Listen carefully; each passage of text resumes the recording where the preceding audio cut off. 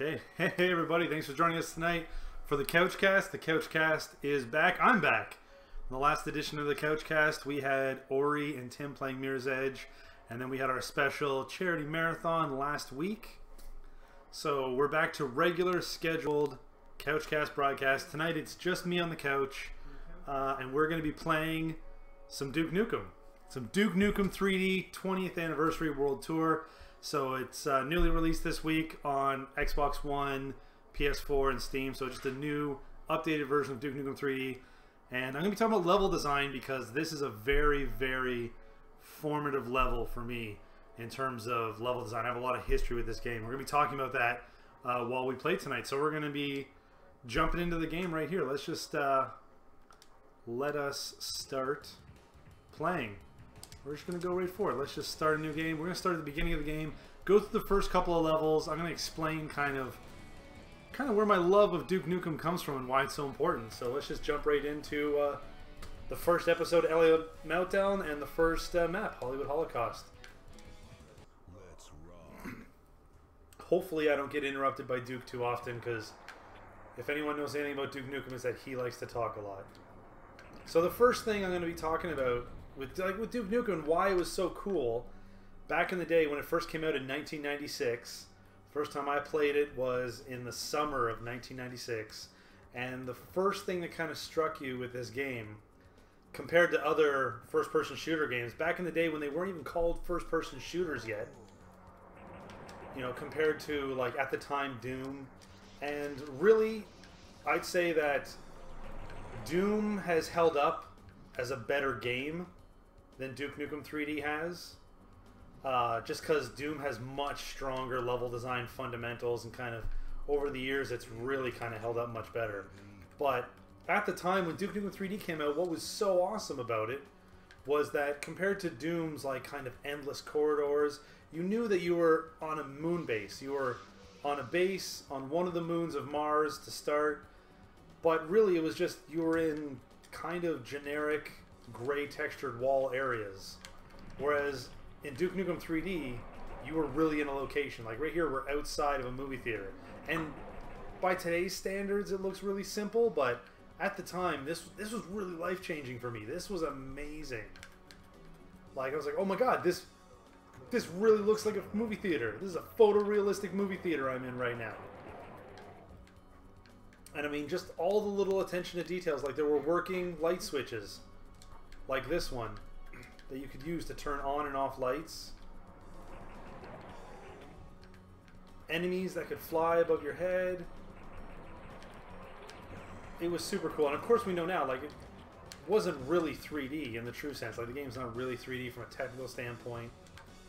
But just the fact that it put you in a place. You were in a seedy movie theater in LA. Like it did a really good job of that. And like here's like, see, you can turn on and off the lights with light switches. Go into a back room, grab a shotgun.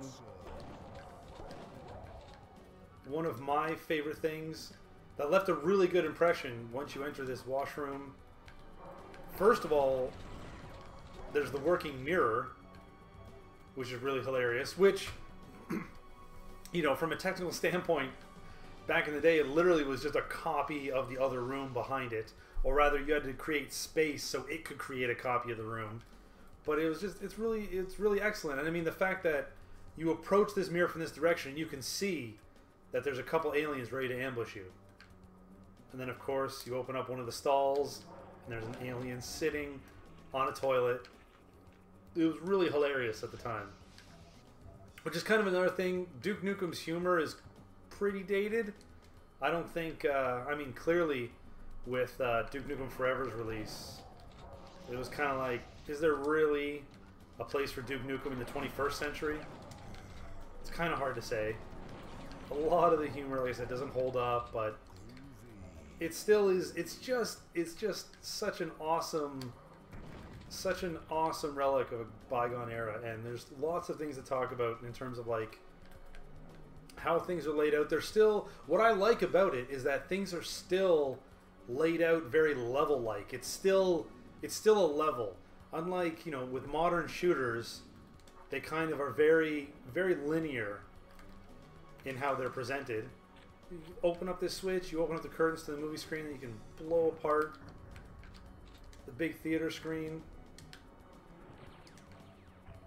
You really feel like you're interacting with a real place. But, like I said, it still hasn't lost that element of being a video game level. And to me, that's super important. I love it when game levels, like, feel like game levels. That's kind of like a really kind of an odd thing. And it's a tough thing to define, but I guess I just like it when a game feels like a game.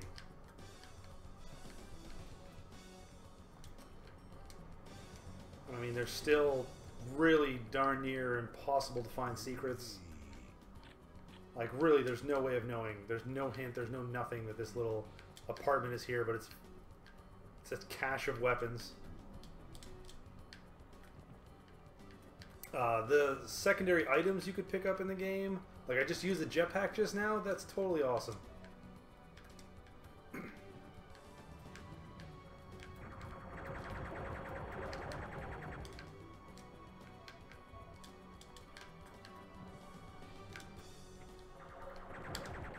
Really like the kind of the geometry and the shape of the areas are kind of really simple. They're still mostly box rooms with a few flourishes, but there's a lot of kind of cool elements, like just little touches they knew they had to have, like neon signs and little textures on the facades of these. Like these are really just raised elements of the floor. This is just a piece of floor raised up and angled, but you slap a texture on it and suddenly it's a pinball machine. And now we're in an arcade. We were fighting through a movie theater, now we're in an arcade. Don't have time to play with myself.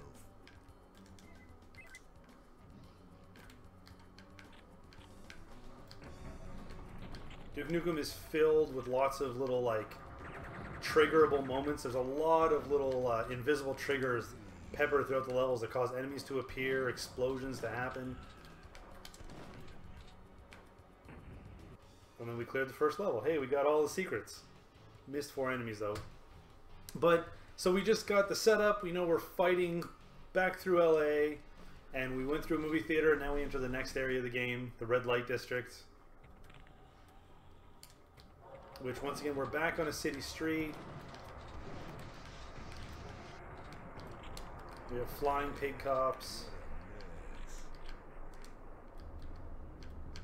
Every single door in this game just as bad, but just as kind of predictable as Doom's monster closets is. You have, like in Duke Nukem, behind almost every single door you'll open, there'll be an enemy waiting.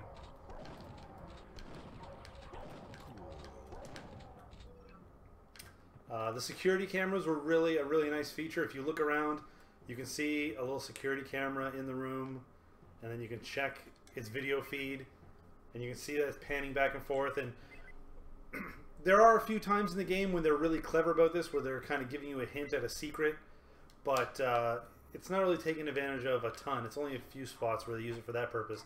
Most of the time, I think, they're not really useful, but they're more just like, they're just embedded to add more to the world.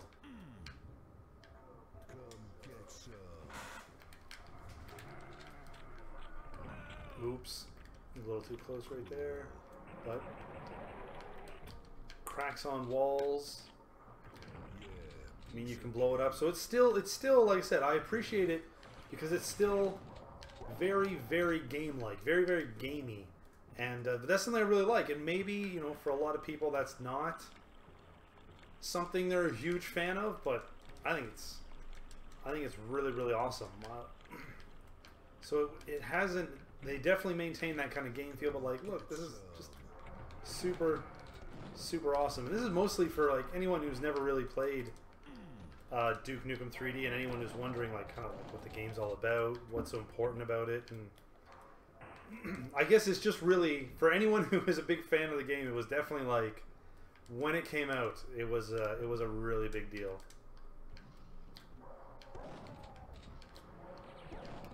Go for a secret back here if I can find my way in the dark. Cool. Kind of stumbling my way back.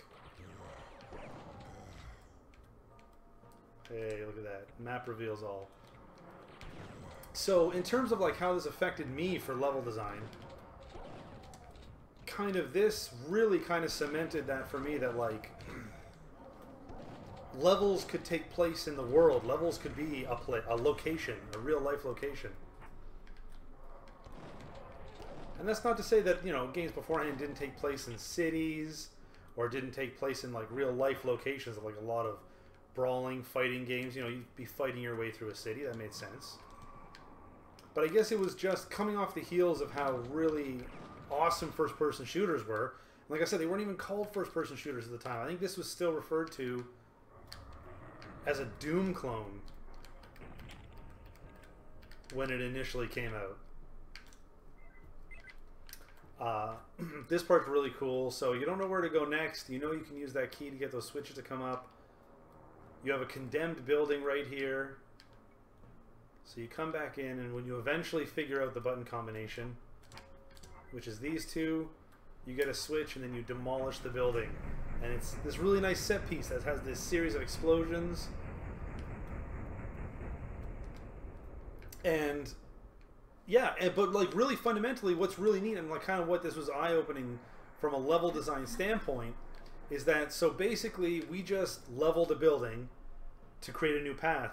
But it really got me thinking, like, oh, well, really all that happened was there was some floors.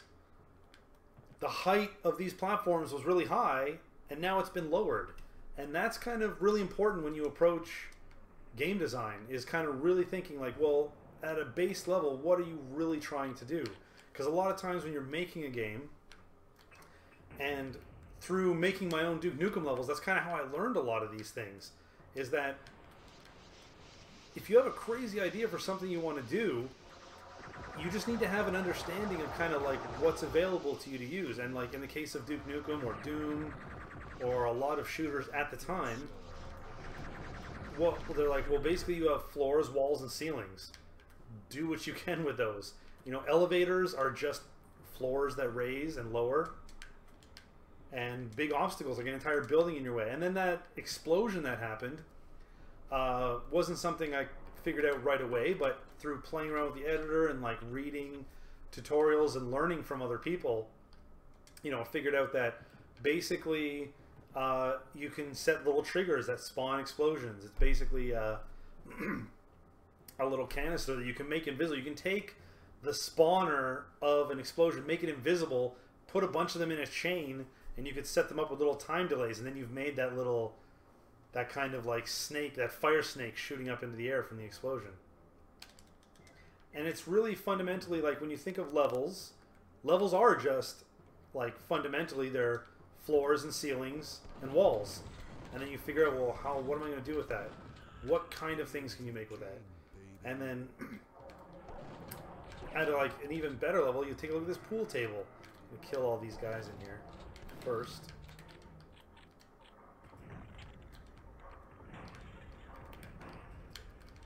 That's right.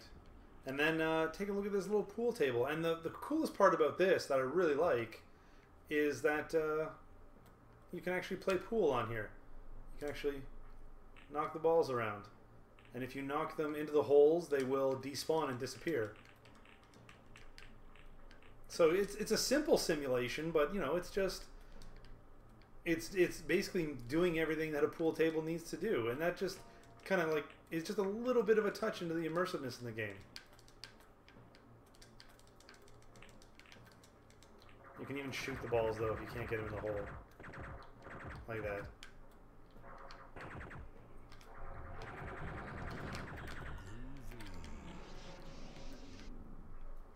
And then here we're coming into a bar. Once again, everything in here is just walls, floors, ceilings at different heights. And away, guys. Red key. This little cash register is just, you know, the floor is raised up to this point, and then you cut out a little shape and you raise it that much more. It's not really at all how games are made nowadays, but it's kind of the way you had to be clever with everything back then. That's kind of what I do like about this game, what it reminds me of. Reminds me of the days when you had a ton of limitations, and so you had to be clever. Everything you did had to be really clever, and that's what I like about Duke Nukem 3D is everything about its level design is clever. I guess that's what I really like. As a level designer myself, I like to be clever, and this is kind of like, this is the beginnings of that thought process. It's like, yeah, everything about level design is cleverness.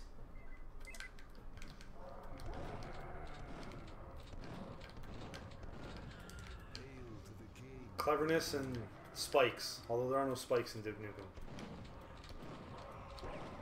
But just ask yourself what you're trying to create and how you can create it. So here we have like a dance club with the lights. Jump up into this vent. Ambush a bunch of enemies with some pipe bombs.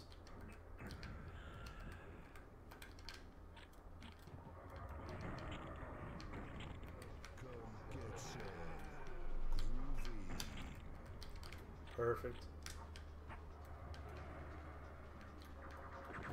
Man, they just do not stop. Perfect.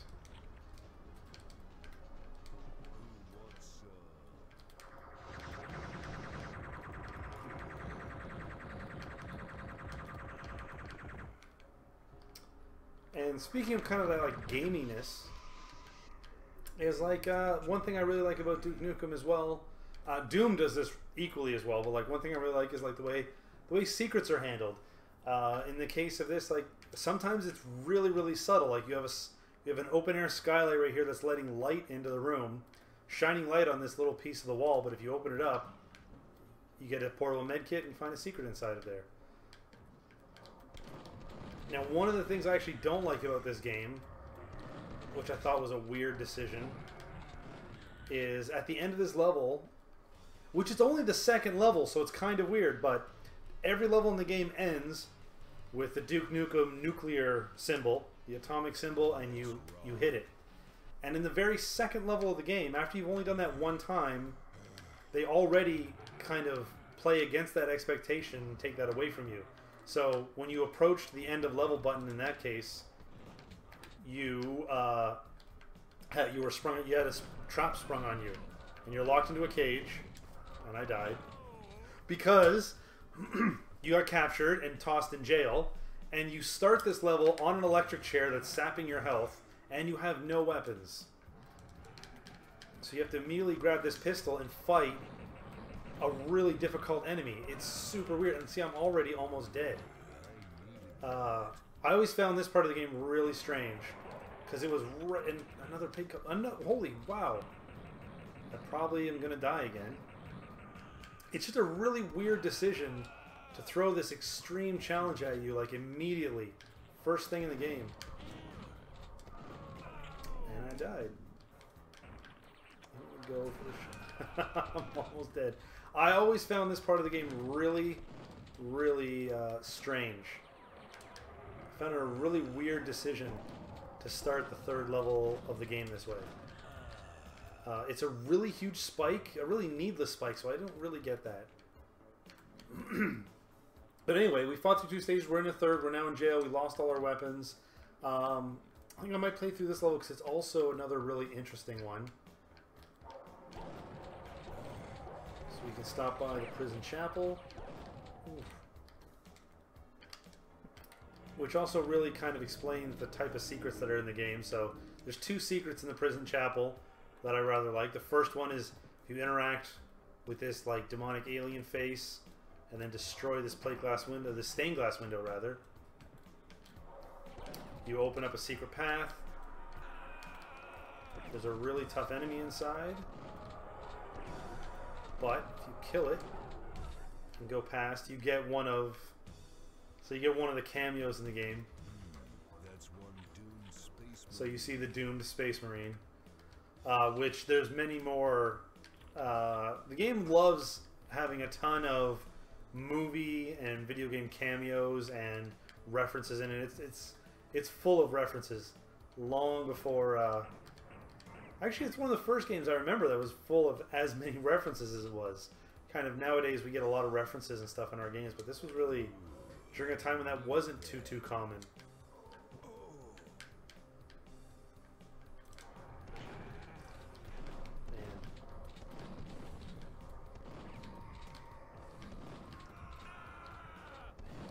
cops are super tough, and they throw so many at them at you at the beginning of this level. So we can go inside a prison cell, can move the bed aside to find ourselves a nice secret. There's also the beginnings of an escape tunnel, which is really neat because it's really dark in here, but you really get a sense of they kind of provide a lot of personality. And that's what's really interesting too, is most of the game's personality comes from its level design, which is what's really interesting about it. It's that kind of, nowadays it's kind of old hat, but back in the day we didn't even have a term for environmental storytelling, which is what this is. And you hear about all kinds of modern games like BioShock, Dishonored, and that definitely comes up a lot with a game like BioShock, where they talk about environmental storytelling, where it's like the room itself is telling you the story behind it. And there's so many cases of that in Duke Nukem 3D, like the case of that prison cell we're just in. You can see the beginnings of an escape tunnel that they started to carve into the wall and out through the rock. And then as we keep going through, oh man, see every single door, so many ambushes. Everywhere is an ambush. But you, yeah. So like I said, there's a ton of storytelling to be had. There's so much of it. We just blow open a piece of the wall. Which, same kind of thing with a lot of shooters before, like in Doom, for example, which was its like closest comparison. There was definitely like, you know, secret doors and secret rooms, but really the way you could affect the environment in Duke 3D by like blowing up parts of walls and changing the shapes of rooms was much more common and well done.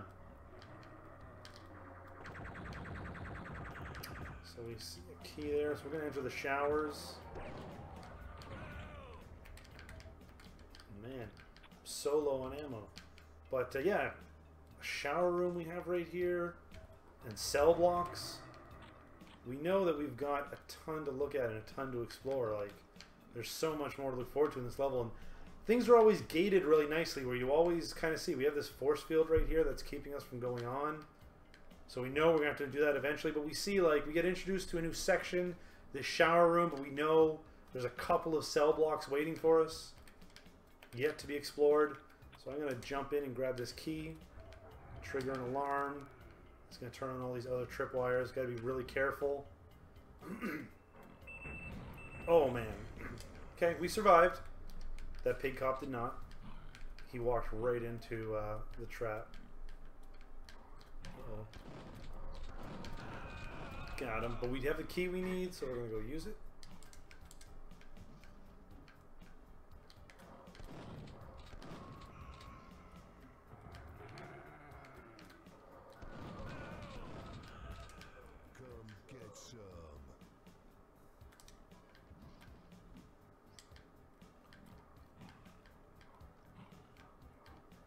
While we're here, check the security camera.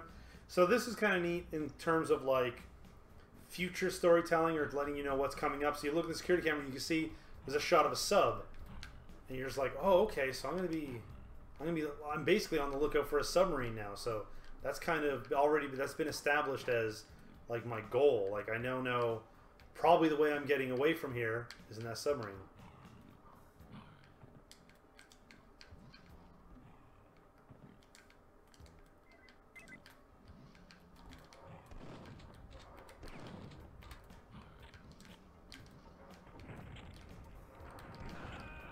Ooh.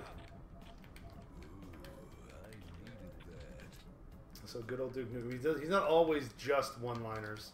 I have to run out here real quick, basically just to grab this red key is all I want out here, and I do not want to deal with everything that's out here right now. So back inside. Ha! Oh, see, behind every door.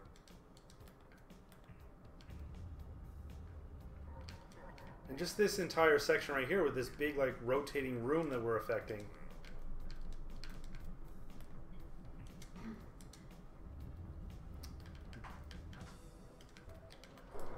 So just a couple welcomes in the chat. We got Mega Drive BP, DeSorbo, and Graph Metal. Mega Drive has a question. Does that thumbnail screen of the submarine change if you kill that enemy? Yes. So asking about like kind of how the cameras work, which is like, so right now you can see this. So you're talking about, so I'm looking in the camera right now and I can see there's a pig cop in this cell block, and then when I back away you can see that he's still in the shot. I'll go kill him and come back. But yes, this is basically like a real-time camera view of the levels. Basically it's a real-time camera in the level that's looking at whatever you change. So like I just turned the force field off even. So I turn the force field back on, you can see the blinking red force field is back on. So I'll turn it off and it's off. So yeah, enemies that are in there, so all those enemies perched in the sub, yeah, if I go kill them, they won't be in that shot anymore. That all updates in real time. Which is also, you're right, which is also kind of a really neat thing, especially at the time.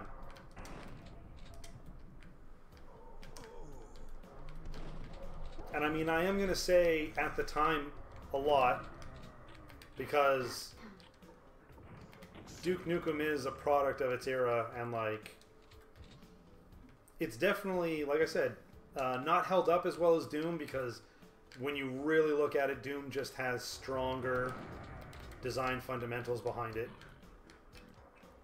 But just playing a game at the time that was striving, even with its limitations, just to be like pseudo realistic is kind of like, it was a great achievement for the time. And for me it was like, oh, it blew my mind. So now we have a switch where you can check out all these cells in the cell block. And actually, I'm going to go to the other cell block first. Check out these. Of course, yeah, they've got enemies in them. But we'll see if there's anything of value in them. And of course, the enemies that are out in the courtyard are now shooting me through those windows.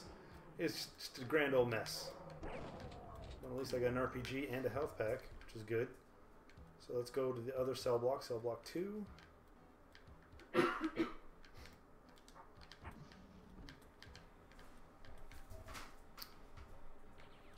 health med kit right there, and the last cell.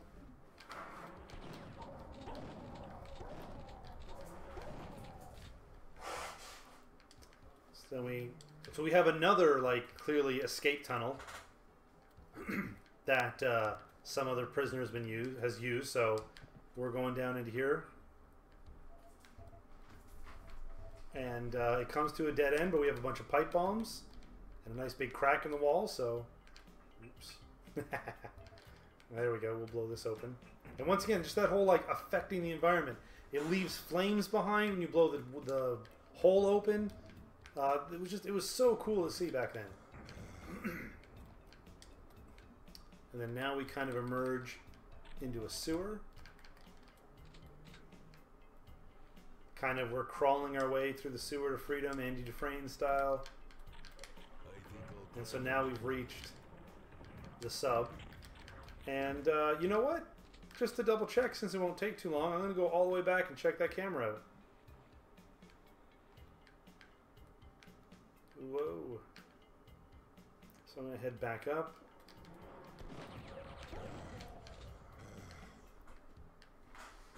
So we're back at that camera, and oh, there's one guy in the back of it. So the other guys that were perched up top are dead, and you can see they're dead in the thumbnail, but like there's that one guy at the front of the sub.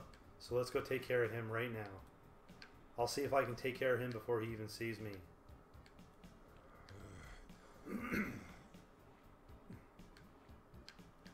So he's back. Oh, okay. Let's see.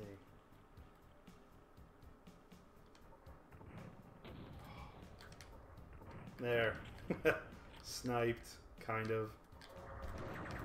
And a pig cop, and a bunch of pig cops. Not a problem anymore. Get some scuba gear. Which is the next thing that was really cool about Duke Nukem, which it gets into right now, is the underwater sections and swimming. Are really, really cool. So basically, you have a floor that's basically water, But then if you crouch while you're in it, you go underwater, which basically, fundamentally, all it's doing is teleporting you.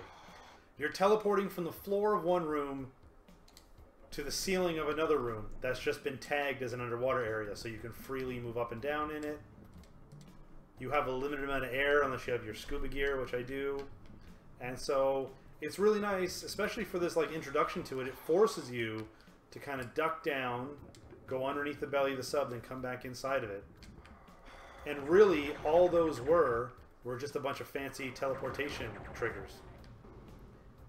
In fact, if you look on the mini-map, you can see how you just kind of teleport around to different areas. And if you were able to zoom out, typically you put them far away, but if you could zoom out far enough, I don't think in this version of the game I've been able to figure out if you can actually zoom the mini-map out.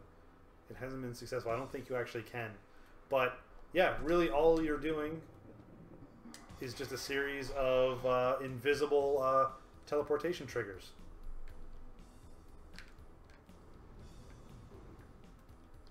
And so now we're inside of a sub, and we're back to our familiar. Although, like I said, they broke the pattern after not having established it too much. We hit the auto-destruct button, we finished the level. So that was Death Row. So that's the first few levels of the game. There's some of the more interesting. This level, you start in the sinking sub because you self-destructed it. So you've got to solve a puzzle. And if you didn't grab the scuba gear in the last level, it's really stressful because you have limited air and you have to solve this like button puzzle to open the hatch to get out. There we go. So we opened the hatch. But eventually the water's rising, which once again, this is just a floor that's rising up. And then this is just a ceiling that's rising up. Once again, the level is just made up of floors, ceilings, and walls. And yeah, that's all it is. But like through clever use and presentation, you can achieve lots of great things. And that's kind of what was really important to me, getting my start with level design. And speaking of that, so to continue on that path of cleverness, I'm going to jump into a different level right now. Specifically, what makes this version of Duke Nukem 3D so cool, what's really awesome about it is that the original designers of the game made new levels. So there's an entire new 5th chapter called Alien World Order, which is all new levels made by a couple of the original designers, specifically the original level designer, which is really important. And yeah, they were. I've heard that they used very similar tools to the tools they used back then, the Duke 3D editor, and they made some new levels. So I'm going to jump into that right now because right off the bat, the other night when I was playing with Graph Metal, he pointed out a couple of things to me that were really, really awesome, and that I've been really wanted to share on the Couchcast. So we're going to jump into Alien World Order, level High Times. I'm going to go on Piece of Cake so I can just kind of run through it. But so this is Duke Nukem 3D 20th Anniversary World Tour, and this new episode is basically the World Tour. So we have our first level, which is in Amsterdam. And yeah, you can kind of see it's a little... You can tell it's the same design, it's the same fundamentals, just maybe informed by a few years of experience, which is something really cool that has helped out games kind of in that retro kind of feel. Like that's something like Mega Man 9. Mega Man 9 is just Mega Man 2, but informed by more years of experience, so it's better. And this is the same kind of thing. This is kind of like all of the same... It's the same guys making the levels with the same way of thinking, but just like a few more years of experience and kind of like just better at what they do. So we've kind of got a street here that's running along a canal. So I'm going to jump underwater, and underneath this boat there's a bunch of good weapons for us. And then at the other end of this canal there's another cache of weapons. A few things back over here.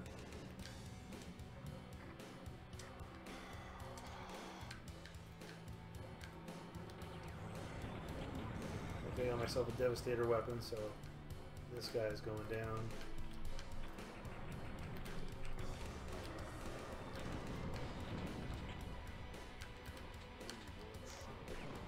a shotgun.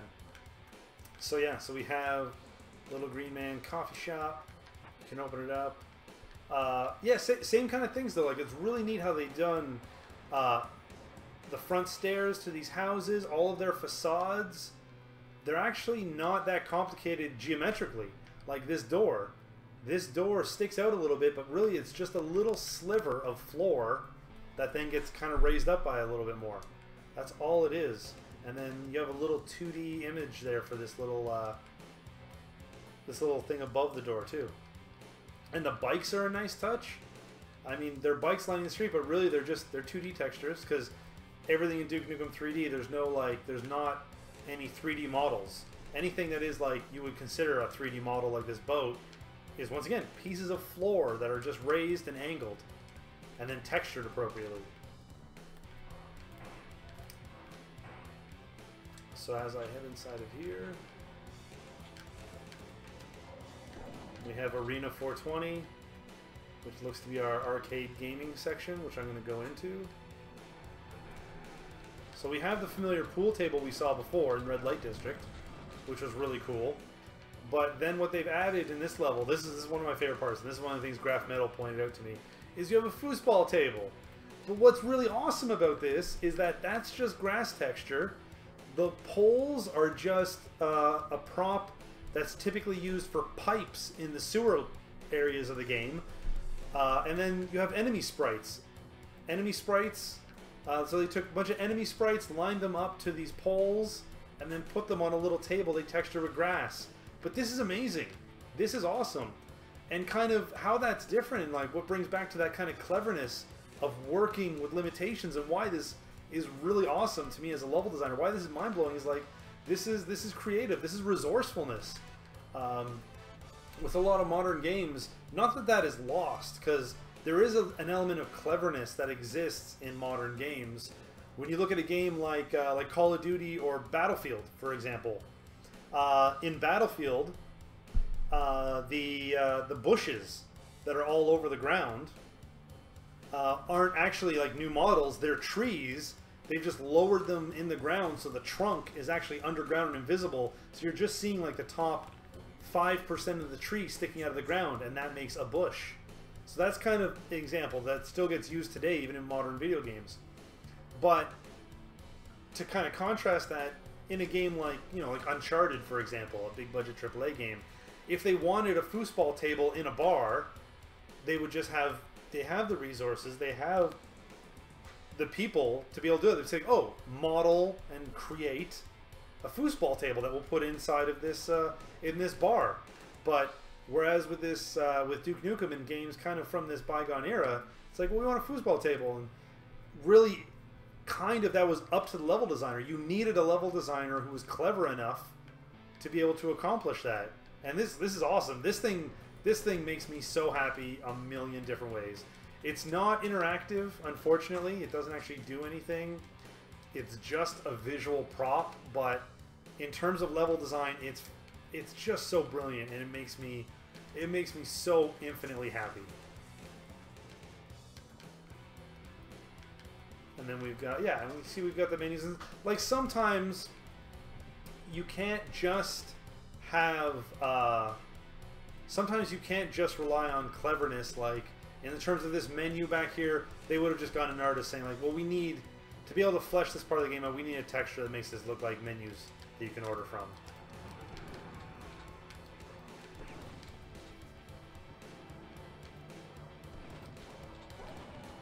And then we're kind of back to cleverness once again, actually, to be honest, because we're in this little operation right here, and these are just existing plants that existed in the game, and just using light and dark and these fences that are typically used in other parts of the game, and they can kind of make it, they can make anything they want. And like being able to take pieces and make something original out of them, that's the core of level design.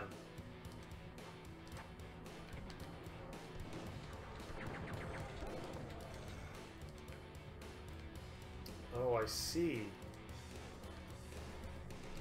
Everything went crazy. This is the part of the game, I know this is where the level gets really, really strange.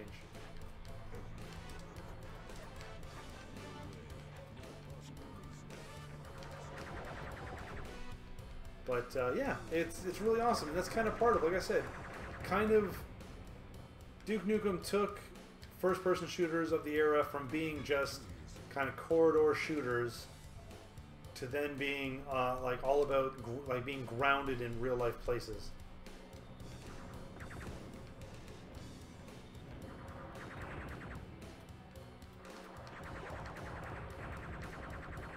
So much stuff to interact with. And like lots of little things too about it that made it really, really cool. And this level even kind of plays tricks on you with the way that I'm just continuing to circle this thing and the environment's changing all around me, and it's really, really confusing. I know you're supposed to be on a trip, which is why it's really just weird and you're kind of losing your mind.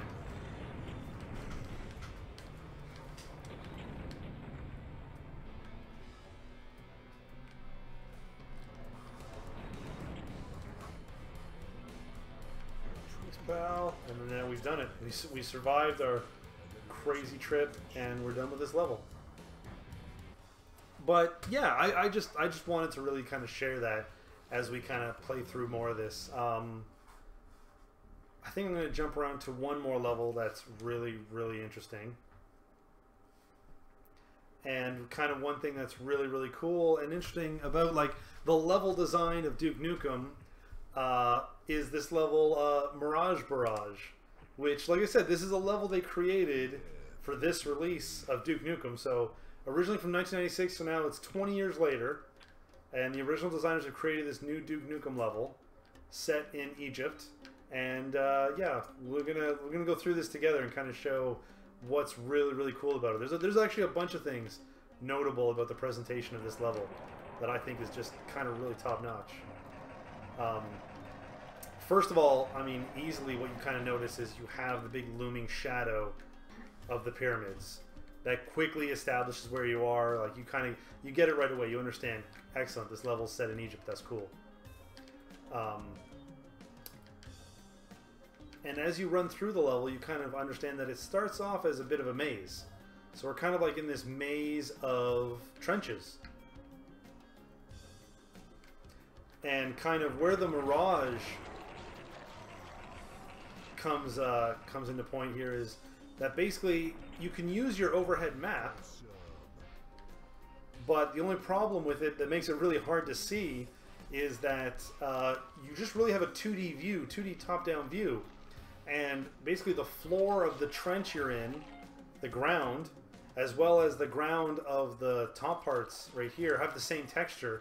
So actually it makes it really hard to be able to read the map and get around. So you can't just cheat your way through this maze by checking with the map, because it doesn't really help you, or it makes it really hard that it's like it's almost not worth the effort. So we're checking around, going through here. We're making our way towards this huge pyramid.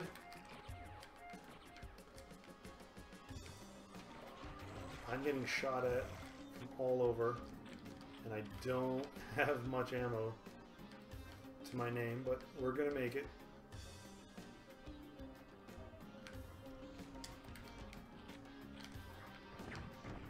Luckily, I have a lot of RPG ammo.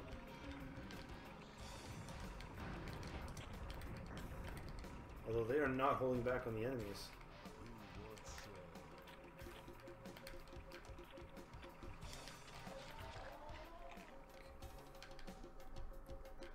Once again, kind of the limitations of level design. Sometimes you do need a little bit of help.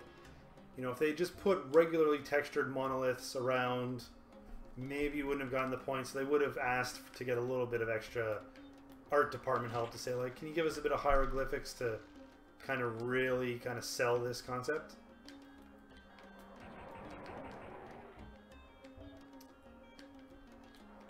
So we continue to work our way through this Mirage maze. I'll take more RPG ammo, gladly. So we know we have our goal in mind. We're going to continue to work towards it. We know we have this part Jeep, and we know we have this radio right here that we need a blue access card to use. There are aliens spawn everywhere.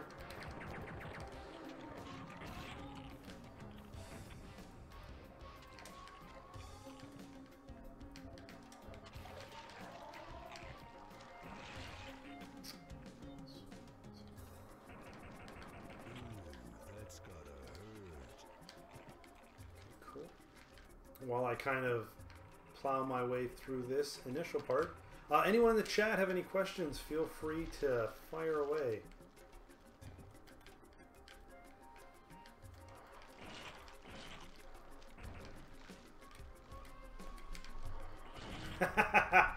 And I accidentally killed myself. And, you know, for ease of playing, they introduced the new rewind feature, so anytime you die, you can just rewind a few seconds. Which is, once again, kind of bringing in, like, kind of modern game design sensibilities into an old game.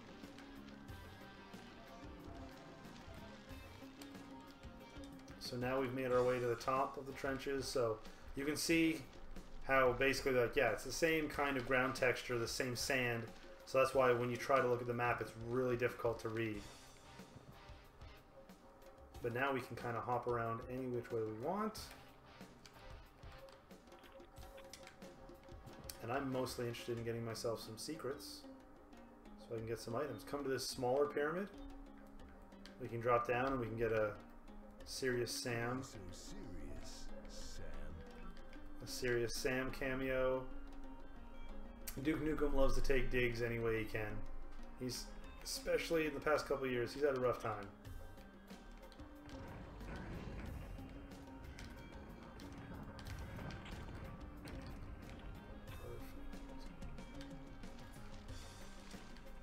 So let's make our way back to that pyramid, shall we? We know our objective is the pyramid. Once again, because it's the biggest thing on the horizon, you know, it was looming over us at the beginning. We know we have to head to the pyramid, so we're going to do that right now.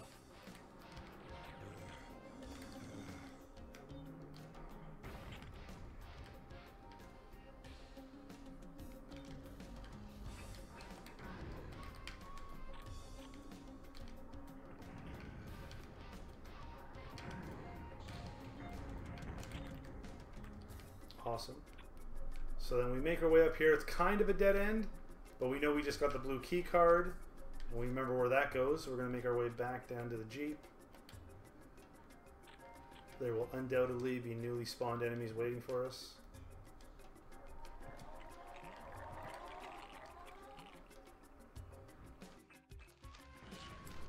So there is a request that you do all of your streams in the banana costume. People want banana costume to stay. Yeah. Oh man.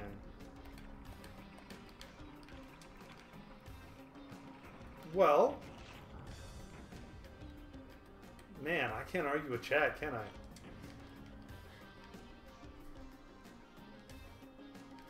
If you want the if you want the banana suit to return, just continue to support Able Gamers.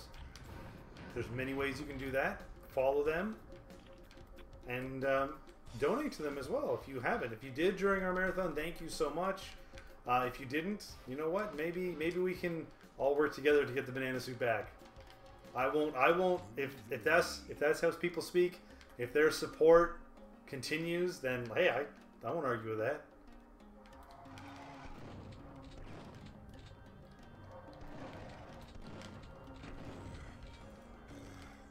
So now the most interesting part of the level, which, like I said, keeping in mind,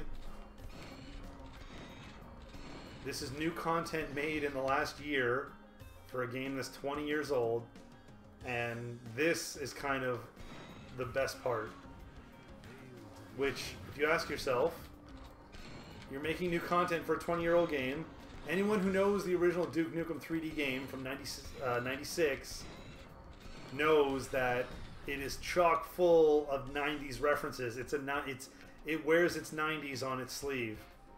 So we get to the middle of the pyramid. There's some standard hieroglyphs. There's some weird alien stuff over here. That's mysterious. And then we have this nice mural. And this mural has an open door and it has 4 elements. But it's odd because that appears to be a 5th element, you could say. That's interesting. So we're gonna shoot this switch.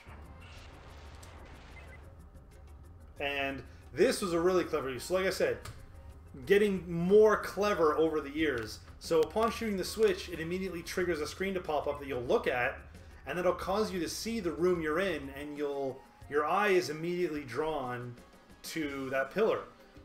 And that's a really clever use of the camera mechanic, I think. I think that's an amazingly brilliant use.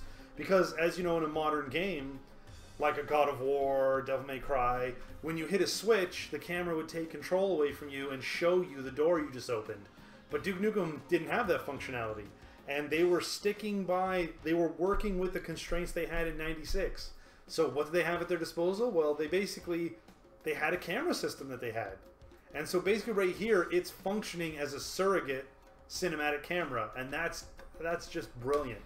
So, but as you can see, this pillar has risen from the ground, and it has a stone with the wind symbol on it.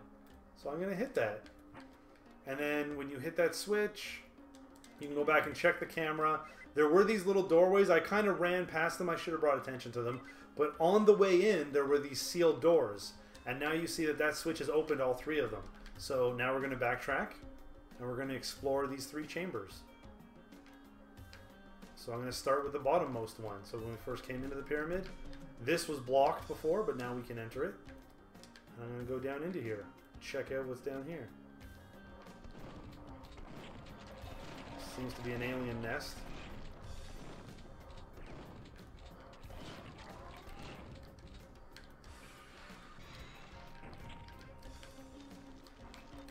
Some full-grown aliens in here too. Back off. No, no. Away from me. Stupid alien.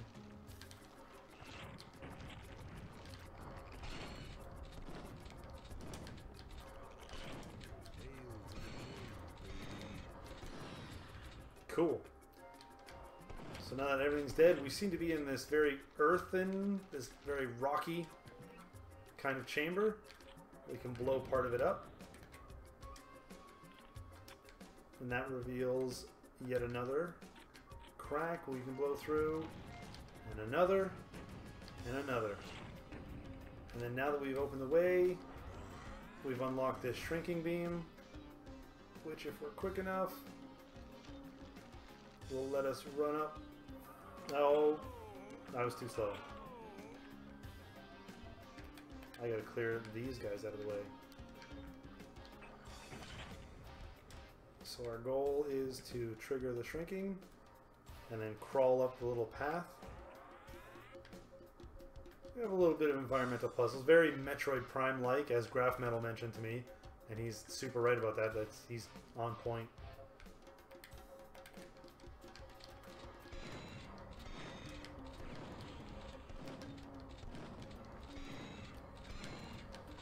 And it's the same kind of green alien texture we saw before, so we know we have another switch to shoot. And then we get another view of the room, so we can see another pillar is rising. Hail to the king, baby. So back to our shrinking beam. And then as soon as it wears off, we'll jump out of here. So we just finished, it would appear, one of the trials.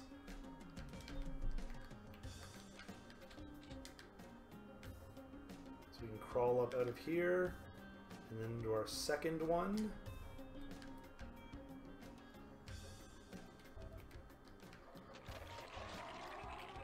Suck it down. Come get some. You tell him, Duke. The sun chop.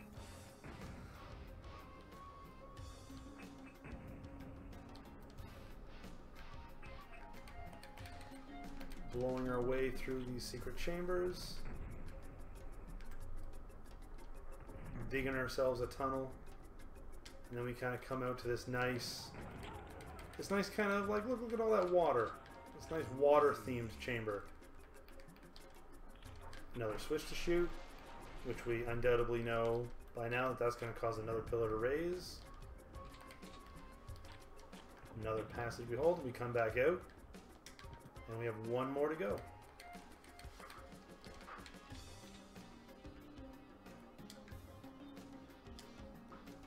Okay, so now it's just a matter of this part. It's annoying. This is a weird... Yep. But luckily with our rewind feature, we can get through this. Oops. Okay, I'm really bad at this. Okay.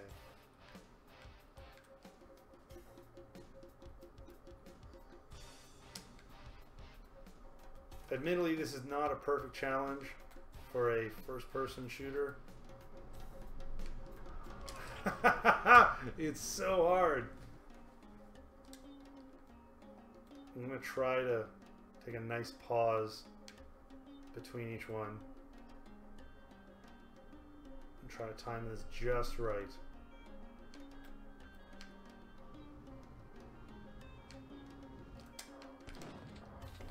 Perfect. Bunch of alien eggs to destroy. Then we've got a nice sarcophagus we can shove aside into this clearly fire-themed area.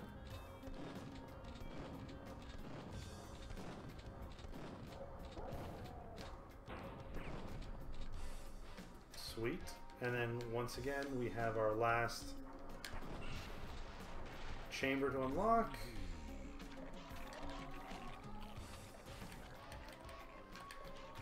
And we are getting ourselves out of here.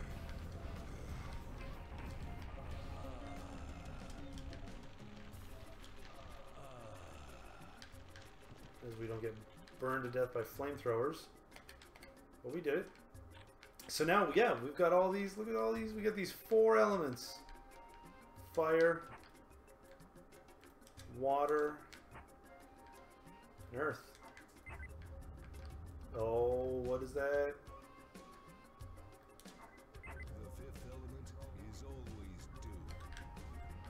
So Duke is the 5th element. But yeah, but that's the point. And like they were very on point with that, and I'm super impressed because yes, even if you're making a new level for a 90s game full of 90s references, 5th element is totally the right thing to do. It was the right call, and it's amazing. It's brilliant.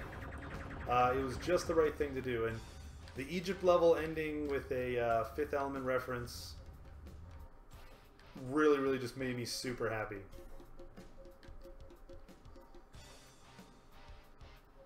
So we have one final switch to interact with.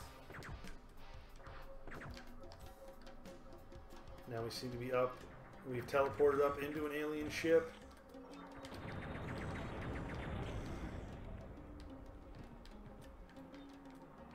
Because aliens. Of course, the Egypt level ends in aliens.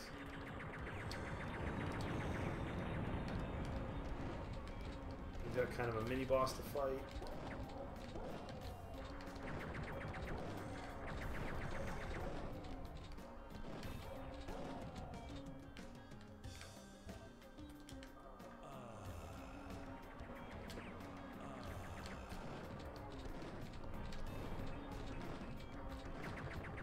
Perfect. Took him down.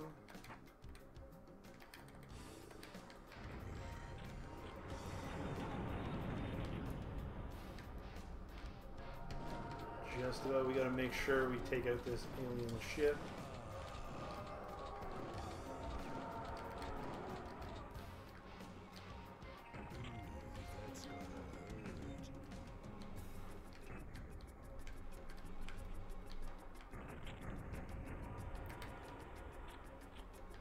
Destroy the engines.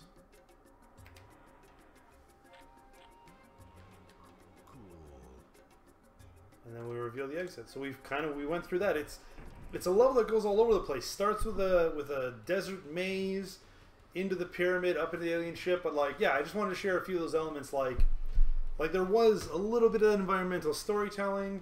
There was kind of the references that Duke Nukem is oh so known for, but really to kind of showcase how they've revisited this 20-year-old game and kind of brought a little bit new life into it. But that was a quick little look at Duke Nukem, chatting a little bit about level design. Like I said, I could probably go on longer, but I won't tonight. Just wanted to touch on a few things, like really how there are fundamentals of kind of level design and seeing how back with limitations and actually even into modern games, how kind of a lot of that kind of really clever thinking, because I mean there's no lack of cleverness in modern games for sure, but really kind of that kind of agile thinking, and really if you want to know what level designers bring to a game and how they can contribute, like I hope I showed a few good examples tonight. Thank you very much for watching, guys. That's been the Couchcast for this week. We just wanted to do a quick one, especially coming off our big 24-hour marathon from last week, which was a ton of fun. We're going to be back next week with new guests, playing some cool games. And yeah, remember, every Thursday, tune into the Couchcast, playing our favorite games. And before too long, we are definitely going to be showing some new stuff about the games that we ourselves are working on.